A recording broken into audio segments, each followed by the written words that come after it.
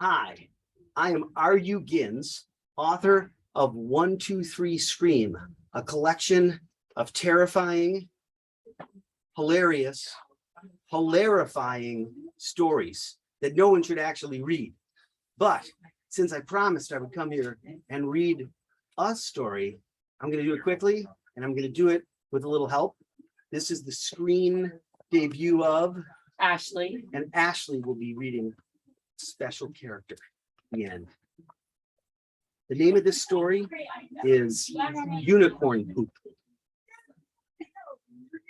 We got home from a vacation to Mammoth Cave National Park at midnight on Sunday. My parents were really tired from driving all the way back from Kentucky, where the park is, so they slept late on Monday. I had to make breakfast myself. On the way downstairs, I stepped on something. It was hard and bumpy and rainbow colored. What? I asked as I bent down to inspect it. Light from the kitchen window made it sparkle. I picked it up. It felt waxy, like a candle. I sniffed. It kind of smelled like a candle, but not quite. As I studied the red, orange, yellow, and green stripes, my younger sister Betsy came up behind me and tapped my shoulder. "You found unicorn poop," she said. "This?" I asked, holding out the colorful waxy mound. "Yes," she answered, "and that means a unicorn has been in our house." My sister read books about magical animals all the time. If anyone in the family was going to detect signs of a unicorn, it would be her. I examined the lump. "It might still be here," she said, looking at something past my shoulder. I turned around. Betsy pointed at the floor and then bent down and picked up something blue, indigo, and violet. "Unicorns are magical rainbow-powered creatures," she said, waving the object in front of my face. "Hold still," I said, and squinted at it. I noticed some bits of gray and black. I was pretty sure those weren't colors of the rainbow. Betsy took 2 long sniffs. Then she nodded at me. "It's fresh," she said. "Come on." Together, we went searching for the magical beast. We thought we saw something moving behind the living room curtains, but it was just a breeze coming from the open window. We searched under the coffee table and beneath all the living room furniture too. I found a library book that was 5 years overdue, but no unicorn. There weren't any magical creatures in the kitchen either. Then, when Betsy opened the cabinets and took out all the pots and pans, I got down on my hands and knees and checked under the table. I spotted a trail of turquoise and magenta lumps. "Help me move the refrigerator away from the wall," I told my sister. She came over, but before we could shove anything, my dad walked into the kitchen. "What are you two doing?" he asked. "We're finding a unicorn," I told him. "Now's not the time for playing pretend," said my dad. "You're both late for school." "Unicorns are very special animals," said Betsy as she picked up several colorful chunks and dropped them into her backpack. "They bring tons of good luck." That sure didn't happen. On the way to school, it started pouring rain and Betsy got struck by lightning. Her shoes disintegrated and she lost both of her eyebrows. Not lucky at all. I forgot about the unicorn for the rest of the day. Then, on Tuesday, after we came home from visiting Betsy in the hospital, my dad stepped on something blue, green, and red violet at the top of the stairs. He slipped and fell down the stairs.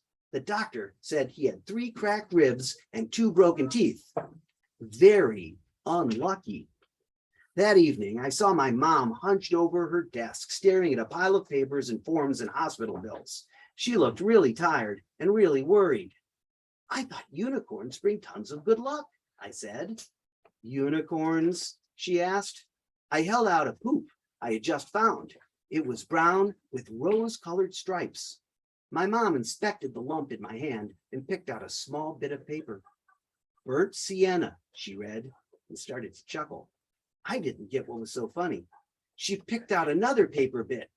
"Carnation pink," she said, and laughed even harder. She thought something was hilarious, but I didn't know what. Her laughter went on and on.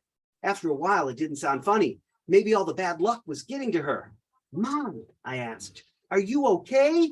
She chuckled harder. She couldn't stop. Then she bumped a glass of water with her elbow. Liquid spilled onto the keyboard and across her desk. It flowed over the edge and rained onto a power strip. Sparks flew, her sleeve caught on fire, and she stopped laughing. All the lights went out in the house. Our neighbor, Mr. Rosenzweig, walked over to complain about the noise. He let himself in, but a bookshelf tipped over in the hallway. It landed on his foot, and he limped home. Later, he came back to get his big toe. He left again without saying anything. Nobody in my family talked to me about any of the things that happened. Maybe they blamed me for some of the bad luck.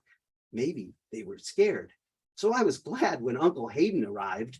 He was never scared to talk about anything to anyone. Uncle Hayden came to stay with me while Mom, Dad, and Betsy recovered in the hospital. He lives in a camper and travels around. He always has something to say about strange animals and mysteries and things that can go horribly wrong. Your family visits too many caves, said my uncle. So, I replied, caves are cool. They are, he agreed, but sometimes things can follow you home. And look, now you're all getting blasted with bad luck. We were having terrible luck, that was for sure. It could be a skrank or a gremlin, he told me. They're really unlucky. Or maybe there's some type of jinx beast hiding in your house. The dark green ones play mean tricks on people.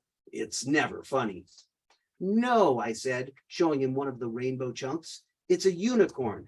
They're supposed to bring us good luck, not bad. Uncle Hayden squinted at the yellow, green, and red violet lump. It looks like Roxy has been eating your art supplies, he said. I stared at the thing in my hand. He was right. It wasn't unicorn poop. It was crayons, pooped out by our dog. Roxy, I called as I searched the house. Where are you? In the den, a line of dandelion and apricot-colored blobs led across the carpet. At the end of the trail, I saw a tail wagging behind the sofa. You've been a bad girl, Roxy, I said, rounding the corner end. A strange creature was kneeling on the floor between the sofa and the wall. It looked like a shriveled little person, dressed in some kind of animal fur. Its skin was dark, green, and lumpy, like a toad's. Sharp-looking horns jutted from its elbows. I froze. The creature might have been one of those jinx beasts my uncle mentioned.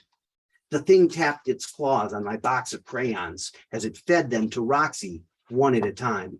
It used to hold 128, but now only a few colors were left. I stood still and tried not to make a sound, but I guess it heard me breathing. Slowly it turned its head and stared at me with huge eyes. Its pupils were the size of quarters. Its wet pig nose glistened. Its hairy, pointy ears twitched. Good luck. The jinx beast whispered. You'll need it.